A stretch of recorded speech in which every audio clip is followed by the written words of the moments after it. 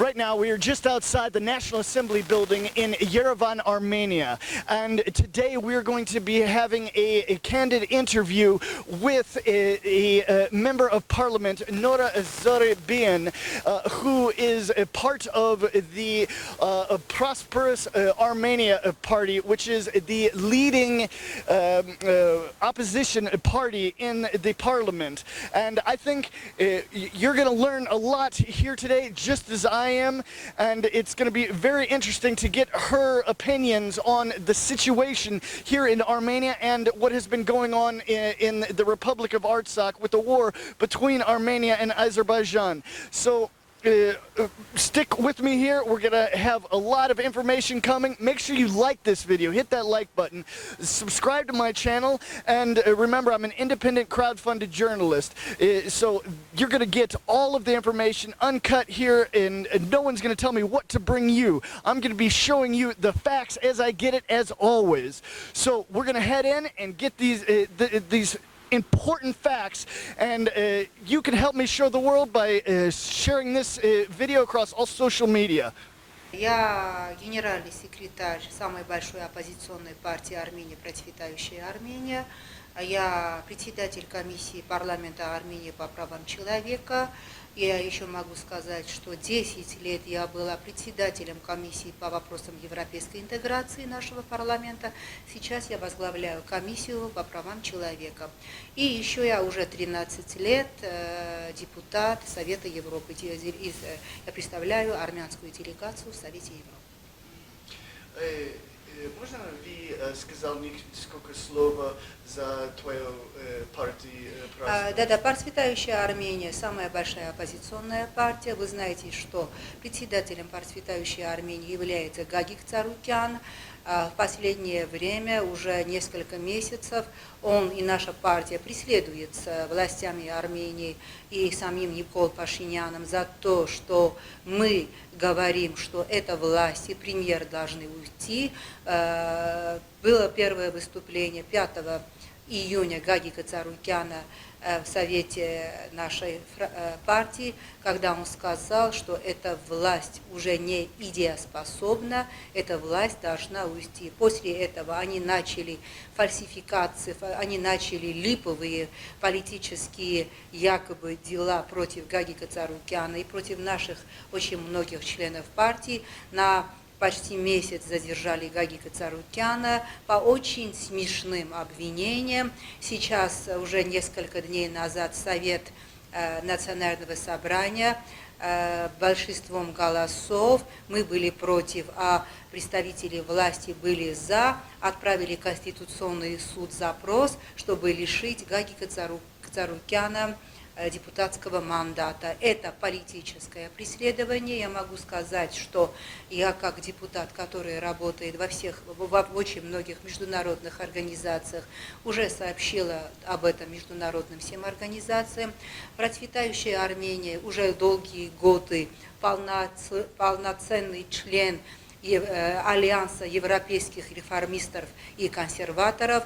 Наши европейские друзья уже несколько раз делали заявление, что власти Армении преследуют Гагика Царукяна, преследуют Наиру Зограбян, потому что то, что творят власти против нашей партии, против Царукяна и против меня со своими фейками, да,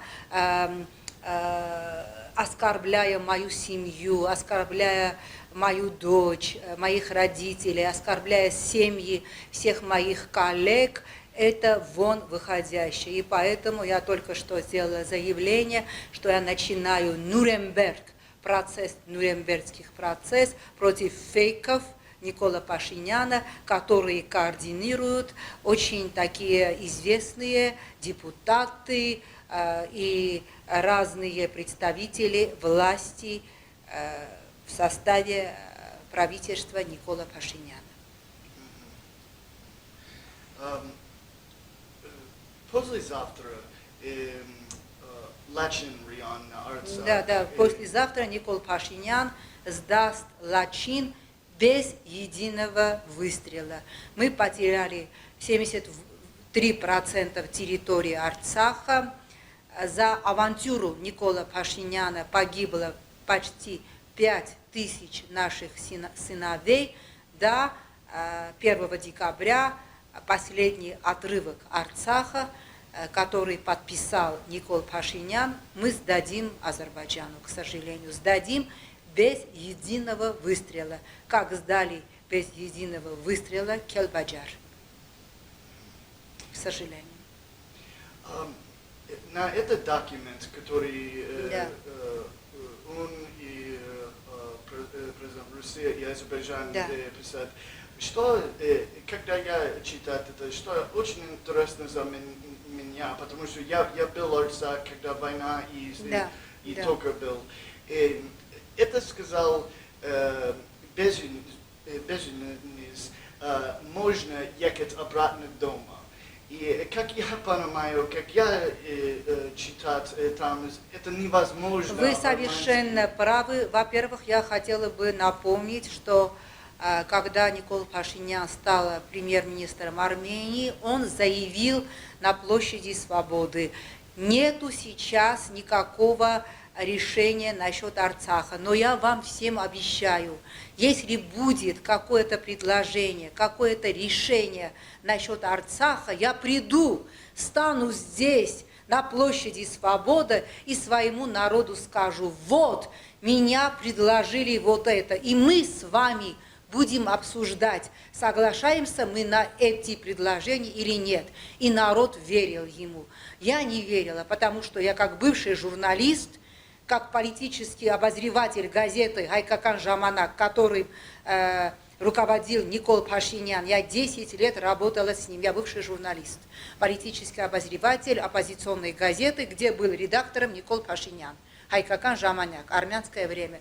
Я знала его, я не верила, я знала, что он врет, но народ большинством верил. Но в один прекрасный день, к сожалению, день рождения моей матери и дочери, 10 ноября, мы все узнаем, что Никол Пашинян подписал капитуляцию Арцаха. Подписал, и об этом не знали ни его партия, большинство, не знал, как говорит сам президент Армении, что он из прессы только узнал об этом, не знали те солдаты, которые в этот день еще сражались за Арцах. И вот, если когда он говорит: вы можете вернуться в свои дома, как может?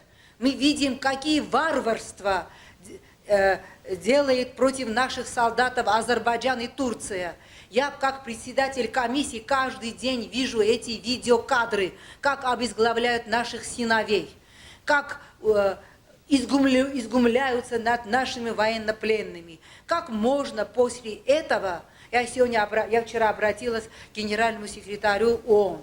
Я сказал, и я обратилась к председателю Совета Европы, парламентской ассамблеи Совета Европы. У нас есть сведения, что Азербайджан хочет сделать военный парад, и на этом параде будут ходить наши военнопленные. Это военное преступление. Я обращаюсь к вам. Поднимите ваш голос. Не допустите. Это военное преступление. Есть Женевская конвенция. И после Второй мировой войны, вы знаете, когда на Красной площади были немецкие военнопленные, после этого было категорически запрещено. Поднимите, я обращаюсь к моим коллегам, к вам, поднимите голос протеста. Не дайте Азербайджану, чтобы наши ребята, наши военнопленные ходили по улицам Баку.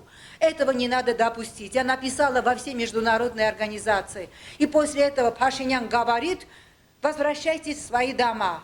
Как? Это невозможно. И когда президент России сказал, что 20 октября было предложение Николу Пашиняну сохранить Шуши под влиянием Армении, и чтобы там вернулись азербайджанские беженцы, мы очень хорошо понимаем, что никакой азербайджанец не вернулся бы в Шуши. Сейчас я задаю вопрос: Никол, почему ты не согласился на предложение Владимира Путина? Мы бы сохранили Шуши, мы бы сохранили очень много жизней наших солдатов, мы бы сохранили очень много наших территорий. На этот вопрос нету ответа. Он говорит последние дни обо всем, он говорит, он несет любую ерунду. Он обвиняет всех, он обвиняет матерей военнопленных, он обвиняет бывших президентов Армении, бывших президентов Арцаха. Он обвиняет, вы знаете, он дошел до такой степени неадекватности, что говорит, если бы отряды Гагика Царукяна пошли бы в Шуши, вы понимаете, абсурд мышления этого человека, мы, наверное, бы не потеряли Шуши. А что, Царукян Жуков, Царукян был Рокоссовский, как можно говорить, нести такую чушь, такой бред? Он не понимает адекватность всего происходящего. Он не понимает трагедию всего происходящего. После геноцида это самая большая трагедия армянского народа. Этот человек не понимает, он неадекватен, он должен уйти. Он должен уйти час раньше, чтобы мы смогли спасти Армению, уже Армению, и мы могли спасти то, что осталось от Арцаха. Можно сказать, что вы думал будет дальше за Арцах? Я не знаю. Вот вы даете самый болезненный вопрос. На этот вопрос я сейчас не могу ответить. Сейчас у нас приоритет. Этот человек должен уйти. Должен уйти, потому что он символ поражения. Вы понимаете, я не представляю, чтобы после капитуляции Германии Гитлер сидел бы в своем бункере и написал бы мемуары. Вы понимаете, этот человек сидит, я не знаю где, окруженный охраной, несколько сотни охраны, он боится людей и пишет какие-то, я не знаю, бред, сущий бред.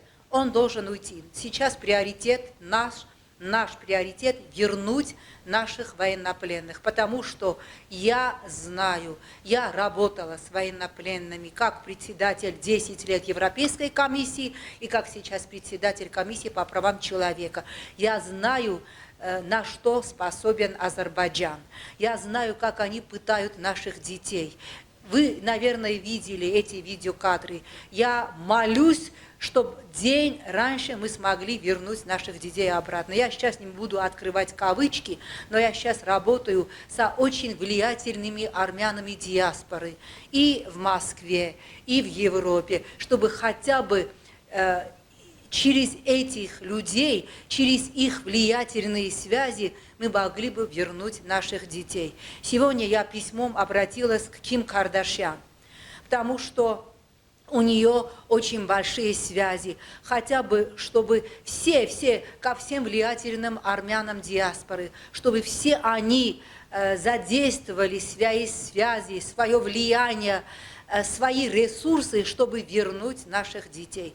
Для нас, для нашей партии, для меня как депутата, для меня как матери сейчас есть один приоритет – вернуть наших детей, а для нашей партии приоритет – вернуть наших детей, и чтобы этот человек быстро ушел с поста премьера. Армении нужен новый переговорщик. Новый переговорщик. Как вы представляете, как он? Мы очень хорошо понимаем, чтобы вернуть наших военнопленных, кто-то должен говорить с Алиевым. Как вы представляете, Никол может сейчас говорить, вести переговоры с Алиевым? Никол сейчас в Азербайджане комиксная персона, к сожалению. Мне больно, мне больно смотреть эти комиксы, эти скетчи, которые в Азербайджане снимают на него. Это оскорбляет мое достоинство как армянина. Он не может вести адекватные переговоры. Армении нужен новый переговорщик. Как говорится в фильме «Маугли», Акелла промахнулся, Акелла должен уйти. Можно чуть-чуть другому вопрос. За местные, как вы чувствуете, местные люди Ереван, как они чувствуют за местные люди Арцаха? Как друг друга, или можно обидеться, потому что война, или как? Вы знаете, сейчас у нас, наверное, говорят, я не знаю, какая депрессия была в Америке 1933 года, говорят, большая американская депрессия, да, но сейчас в Армении во всех нас есть какая-то боль, какая-то депрессия. Я не могу смотреть в глаза моих арцахских друзей, потому что они говорят мне, вот глазами говорят, за что? За что вы продали нас? Мы же готовы были бороться. Вы понимаете, это сейчас такая боль. Мы сейчас должны делать все, чтобы обеспечить нашим беженцам жильем, едой, работой. А экономика Армении почти разрушена. Нету никакой экономики. Я не понимаю, должна быть адекватная власть, чтобы как-то поднять на ноги экономику, чтобы мы могли обеспечить нескольким тысячам беженцам, которые оставили свои дома, они сожгли свои дома. Я видела женщину, которая рыла могилу своему сыну, и вот маленький гроб своего сына перевела в Армению. Она не хотела оставить это азербайджанцам, вы понимаете, потому что мы видим кадры, как азербайджанцы глумятся над могилами наших родственников, наших соотечественников. Должна быть новая власть, промежуточная власть на 3 месяца, которая должна подготовить страну к новым неочередным парламентским выборам. Эта промежуточная власть быстро должна решать вопросы наших беженцев, быстро должна решать вопросы наших военнопленных. Вы понимаете, он подписал бумагу, где нету срочки, он написал, что он подписал бумагу, что 25-го мы должны сдать Килбаджар, 1-го мы должны сдать Лачин. Нету строчки, какое время мы должны получать наших военнопленных. Вы понимаете мерзость этого подонка?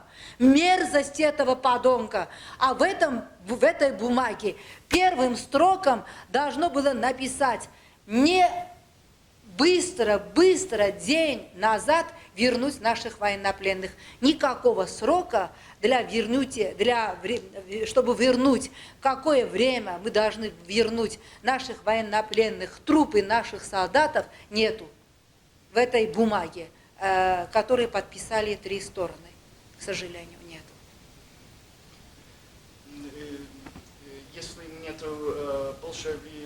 Нет, я просто хочу обратиться к международным организациям, хочу обратиться к диаспоре Армении, хочу обратиться к вам, через всем моим коллегам, бывшим коллегам, журналистам, политикам, поднимите свой голос. Не дайте Азербайджану убить наших военнопленных, не дайте Азербайджану организовать этот военный парад, где будут ходить наши сыновья. Сделайте все, поднимите ваши голоса, чтобы вернуть наших военнопленных в Армению. Я как депутат, как мать, я просто умоляю всех вас, помогите нам, помогите нашим военнопленным. Спасибо. Очень спасибо за все. Большое спасибо вам, большое спасибо вам. Я надеюсь, что в следующий раз мы будем говорить уже как мы вернули наших военнопленных и что мы делаем для Арцаха, для наших беженцев, которые сожгли свои дома. Вы знаете, я вот смотрела,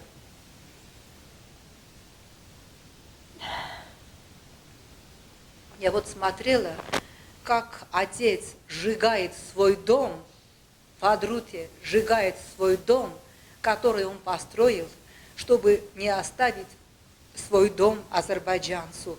Эту боль мы все уже никогда не избавимся от этой боли, но мы должны выпрямить нашу спину и пойти жить дальше, жить ради этих 5000 героев, которые погибли во имя Арцаха. И для этого этот человек, символ поражения Арцаха и Армении, должен уйти.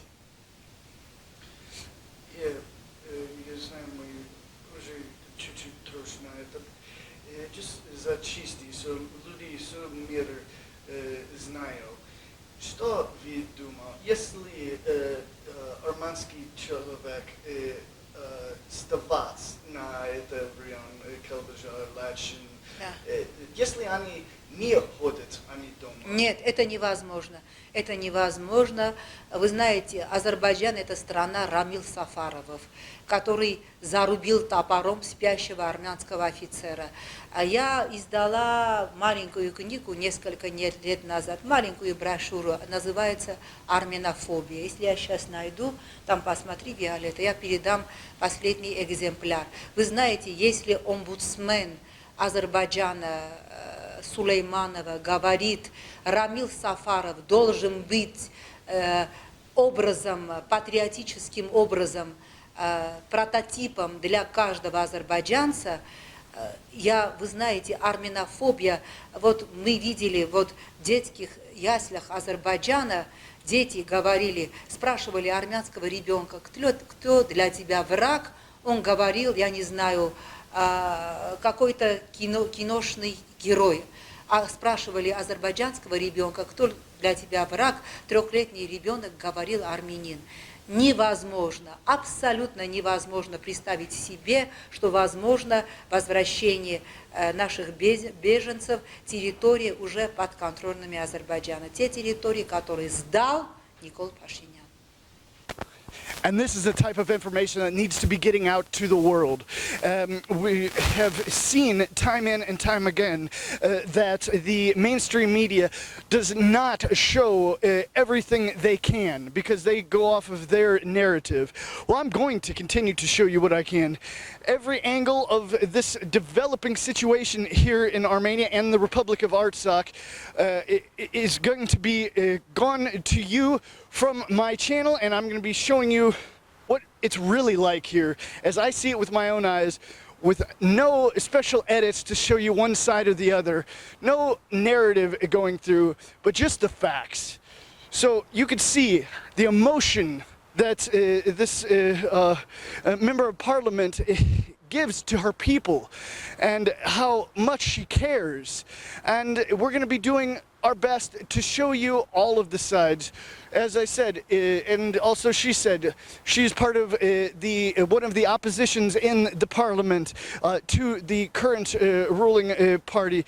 And we're going to be bringing you some information from them as well. So please, like this video, share it across all social media, and again, if you're new, subscribe. And remember, I'm an independent crowd-funded journalist, so please help support my work. The link is in the description. If you can donate, great. If not, share it across social media. That helps as well. Thank you so much. Now we're off to show the facts of what's really happening here.